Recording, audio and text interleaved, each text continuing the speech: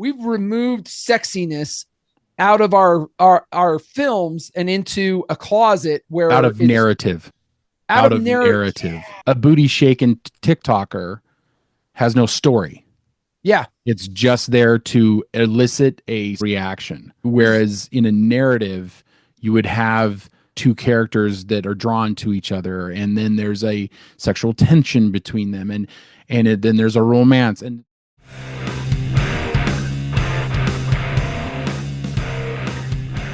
hello, and welcome to the Brothers Random Show. My name is Travis. I'm Michael. And we are two ordinary brothers discussing extraordinary ideas and some random shit. Michael, why are we here? Today we are discussing the rise of androgyny in our society. It's time to stop, okay? Now, let's go over androgyny. Men, women being the same is basically the meaning of androgyny. Yeah, then there's no markers to distinguish between them.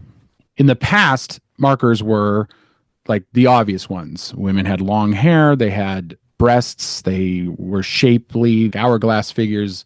Men had broad shoulders, shorter hair, beards. That seems to be changing in our society, and there's a lot of reasons why. The big thing I noticed was just the slow lack of cleavage. And I like Vicky, and she likes me back. And she showed me her boobies, and I like them too. Does that make sense? Like, it seems like as time goes on, you just see less cleavage in films. Yeah, it was right? Like it's very strange because Cameron Diaz in her first movie role in The Mask, she shows a bunch of cleavage. The last few Cameron Diaz roles, she's not showing anything. It's almost like the 90s were oversexed and now we're undersexed. Yeah. And but that's not exactly true because there's still so much online. It just doesn't seem to be a lot in movies. Like you can't, regular movies that go into movie theaters, they're not gonna have anything. It could be due to a lot of things, like the readily availability of pornography means that people have access to see boobs basically as easy as they want to find it, right? Like guys can find boobs wherever it used to be. And we've heard a lot of guys talk about it used to be you had to get Playboy from your, magazine from your uncle or so, just like you and your buddies would have to like go find some and get somebody older than you to buy you a magazine from the store, whatever. Yeah, that was like the 70s and 80s and 90s. 90s. All of a sudden, free access. And so maybe there's that demand of being able to go see a hot lady on the big screen just isn't as much of a demand anymore. I think and we've kind of shit on this movie for a while now, but I think what really got us on this subject was the movie Alien Romulus. And Sigourney Weaver's actually hot in the original Aliens.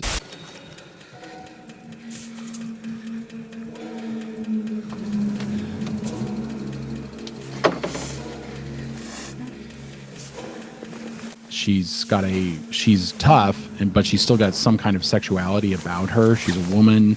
She's tough. She's holding her own against all these other tough men in that movie. And then Alien Romulus just was released this past year, and it's a continuation of the Alien franchise. And there's many women in this. There's like 3 or 4 different female characters, and none of them have any defining sexual markers. There in fact, one of them, there's an Asian one that's got a shaved head, and like when you look these actors up, like on the red carpet events and stuff like that, they are very beautiful. It's like they intended to not have any beauty in that movie. Like they were just, we're gonna make everybody as unattractive as possible, and it's a very weird thing that's happening in most pop culture. Now there's like the level that everybody sees, and then there's the underlining level, which is the pornographic world, where and not only that, but like the dancing videos and the TikTok girls and all that kind of stuff. So those are still sexy. Those still have like the shapely woman and all that kind of stuff. But for some reason, the upper echelons of entertainment don't have a sexuality to them. I think this is a huge problem. And this, I think, is why. Let me explain. The reason this is a bigger problem than I think we give credit is because what we've done is we've taken sexiness, beauty out of our story, our hero stories. We've taken that out of hero stories and placed it in a closet where you jerk off to.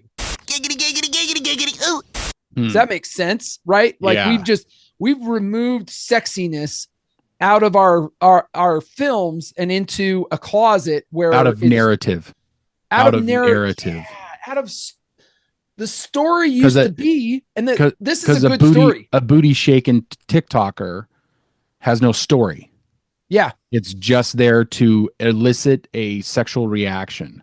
Yeah. Whereas in a narrative, you would have like the Beauty and the Beast, and there are these two characters that are drawn to each other, and then there's a sexual tension between them, and then there's a romance, and it's kind of weird, two dudes talking about the lack of romance in our pop culture, but I mean I think that's what it comes down to, right? There was a kind of buildup of romance in The Matrix, right? Trinity was strong, but also very sexy. Like her tight leather pants and outfit, you see, it's just like, oh la la, oh. Throughout the film, they're building this kind of romance throughout. Yeah. Right. Well, and the hero of the story, eventually he kills the dragon, gets the gold and the girl. This past year, there was a major flop, Furiosa, Mad Max Saga. There's 2 or 3 main characters. There's no sexual tension between any of them. It seems like it's the cardinal sin now to make a film where there's any straight sexual tension. Yep, straight. Yeah, it's okay if it's because we must represent 2 guys. Yeah, we must represent. Yeah. The message. So the Challengers came out this past year. It was a big flop, and it was heavily advertised. It starred Zendaya, and she was a tennis pro or something like that. And she has, a sexual malaise with 2 dudes. And I never saw it because the trailer disgusted me. And the reason it disgusted me is because they actually allude to them all having sex with each other at the same time. My run! That isn't normal. And the fact that we're trying to normalize that is weird for one woman to screw 2 guys. And one of the reasons that it's not normal is because of evolutionary psychology or evolutionary biology, if you want to go that far. One woman having sex with 2 men, she's not going to know who the father of her baby is. And any self-respecting straight dude, it's going to be disgusting to them. And now for something completely different. I want to touch a little bit on the kind of what we were mentioning with the hero of the story having, and there's a beautiful woman that's involved in that, because I think it's about saving the world, right? It's about changing becoming the hero or changing the world. Yeah, changing the world of some kind. One show that made me think of that I would say gender roles were strong in, and I love this film, is The Mummy. The exact location. You want to know? Well, yes. Do you really want to know? Yes. Then get me the hell out of here. You had a strong, competent male figure. Also was a little, was kind of funny in his own kind of right. But then you had a a female character that was feminine, and they both together go towards saving the world together. A goal. Yeah. The goal, the vision together. And they both brought their strengths Yeah. to the table.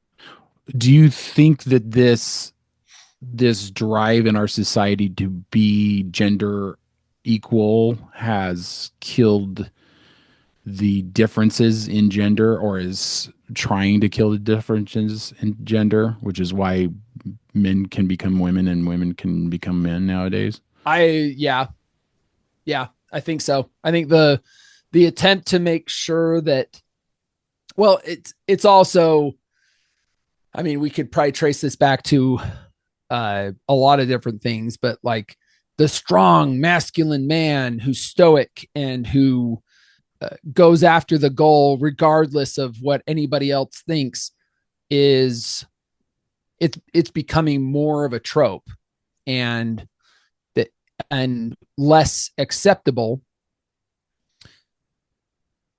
And along with that, the trope of a beautiful damsel is that's probably even worse.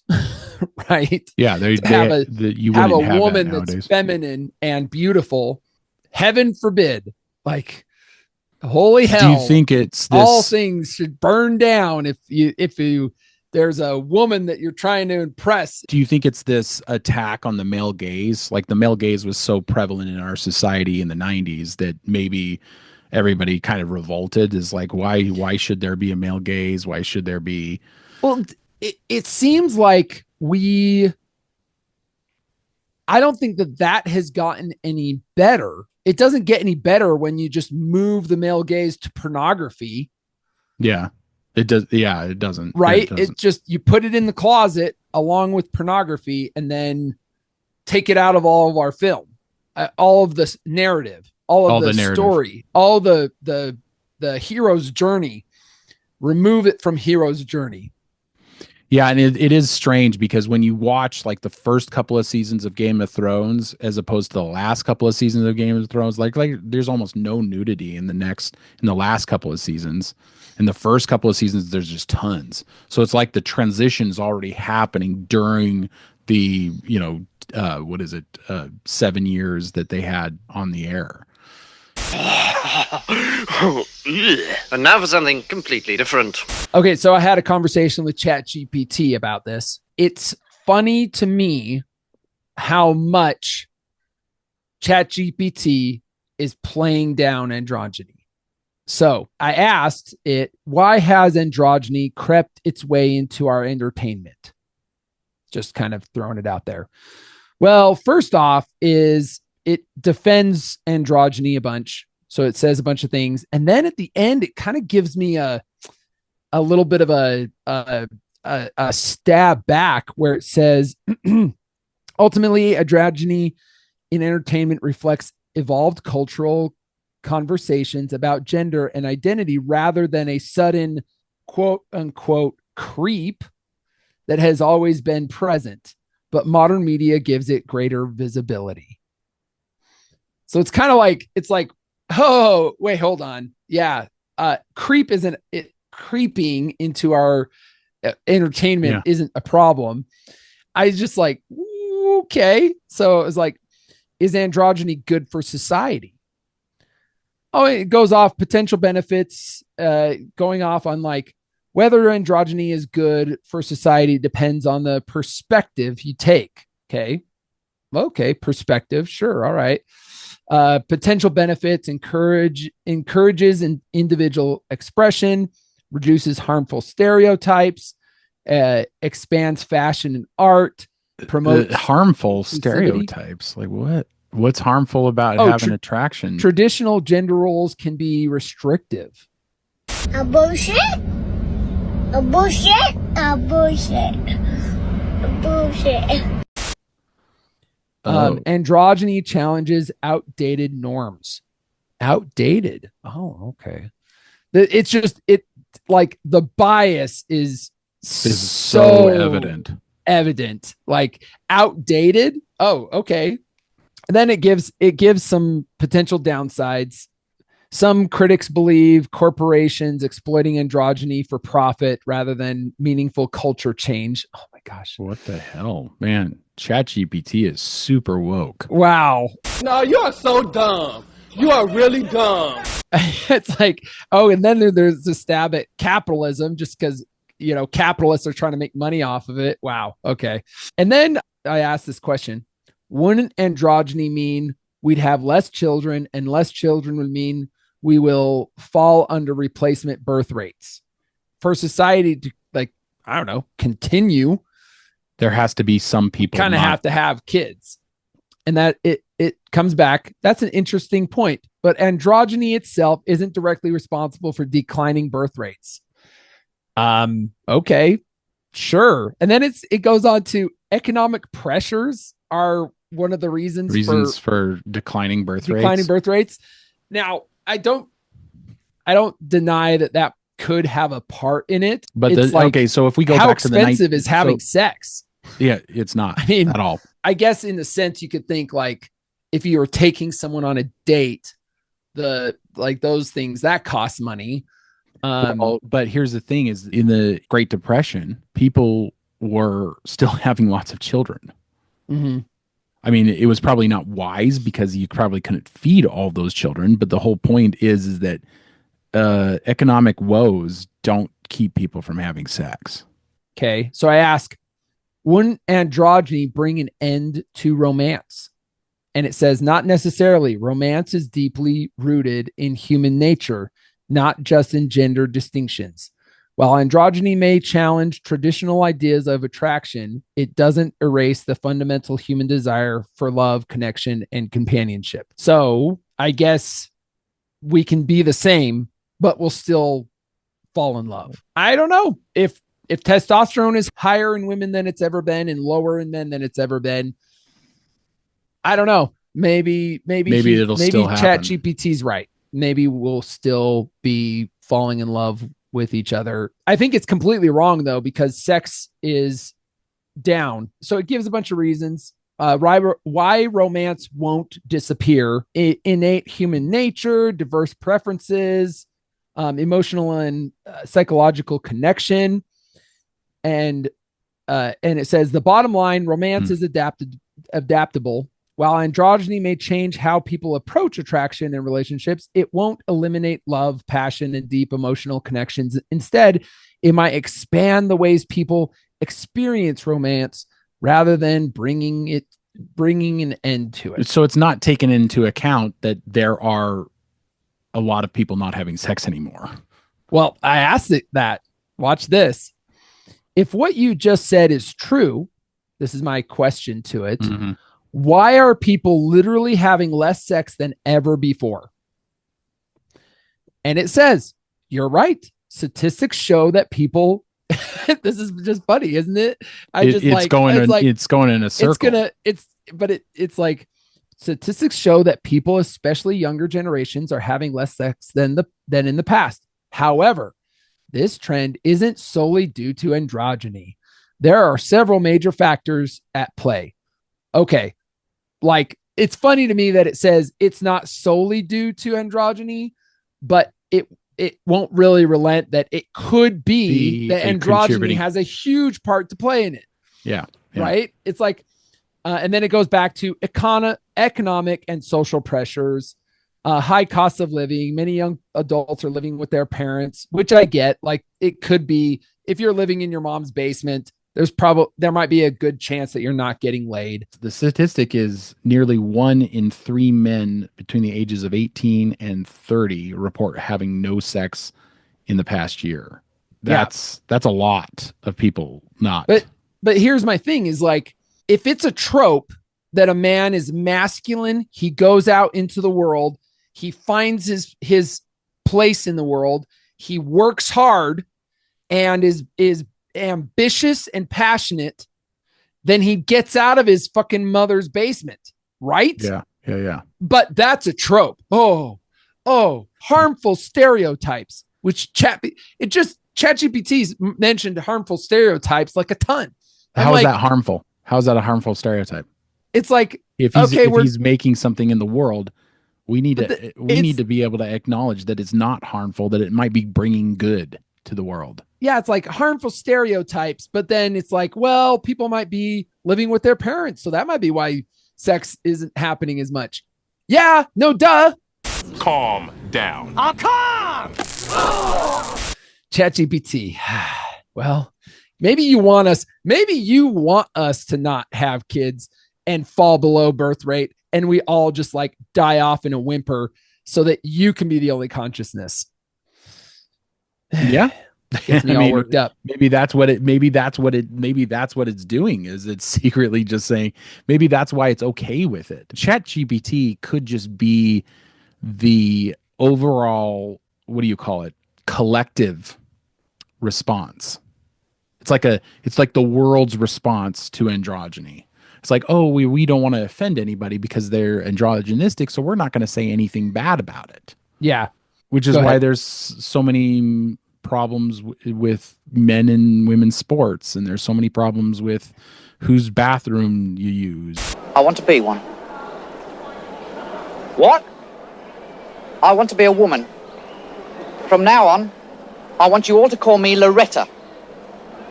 What? I mean, this has got to play a role in it in some way, in the birth decline, in people not having sexual relations, in weird sexual relations like 2 men and 1 woman, or 5 women and 1 man. It's like, or 100. That girl that just OnlyFans chick, girl, yeah, that just did a bunch 100 men in one day or whatever. She cried about it afterwards, because we all know it's not good for people. So movies are dying. Television probably is all gone to streaming, but you still see twerking videos, you still see stuff like that. So that's still sexualized stuff, but maybe the finalization of this conversation could mean that sexuality is no longer being presented in popular narrative. Yeah. Because it's all gone to the internet. Sexuality is available on your phone. Yeah, let's be clear. I think that that's bad. I think it was better to have sexuality in the stories, in the narratives. Well, yeah, because I don't know if it's better because, okay, so in the 80s and 90s, there was this boon of what was called the erotic thriller. Basic Instinct, Fatal Attraction. Those are the ones I can think of off the top of my head, but they were basically these movies that had a sexual component to them. Usually it was like a detective trying to solve a murder or something like that, and there's a sexy woman involved. So, but they're gone. They don't exist anymore. The erotic thriller is dead. You would be hard pressed to find a erotic thriller these days. They were pumping them out a lot. Basic Instinct was a huge hit. I don't think it's good that our society was that prevalent with sexuality, because there is a limit. Like, you don't want children to be seeing these movies. But these movies were meant for adults, and so they had R ratings. They had racy images and stuff like that. And so the point is that I don't know if we're better off. If everything's gone to the internet and it's easily accessible, I don't know if that's a better thing. We weren't allowed to watch, when we were younger, the erotic thriller, and the erotic thriller is gone, and the exploitation film is gone. There used to be, in the 70s, to get people to go to the movies, there used to be what was called exploitation films, where they would have lots of violence and lots of sex in them. So people were like, oh, intrigued by this movie that's coming out into the drive-through theater or whatever. And so they'd go watch these movies, but those are gone as well. There's no narrative to sexuality anymore. It's all quick, easy access. And you don't have to have, I guess, effort put into it. When a girl can just film herself naked and then easily put it on the internet, and then she gets 1,000 views or whatever like that, and then I think that's it's killed. That's why everything's androgynistic. Everything's turned kind of into mush. There's no thrill in anything anymore. I'll say this. I'll say that ChatGPT is very biased on this. Very. Obviously, it's trying not to offend anyone. So ChatGPT is very passive aggressive in like kind of chewing me out a little bit. It's like, oh yeah, it's not creeping into our entertainment. It's always kind of been there. And it's like, it's kind of given me oddly, it seems, hey, this guy I'm talking to is a bigot. That's what it's kind of like. Yeah, it's kind of like, yeah. hey, you bigot. Like, why are you judging these people on Android? Exactly. And the thing is that we're not trying to be bigots about this. What we're trying to say is that when you take away attraction of the sexes, you run into a low birth rate, and that's where we're at. Comes with problems, societal and otherwise. Like, just if young people are not having sex, then they're not having children, and if they're not having it's not children, just that, it's we're in a loneliness epidemic. Yeah, we really are in a loneliness epidemic.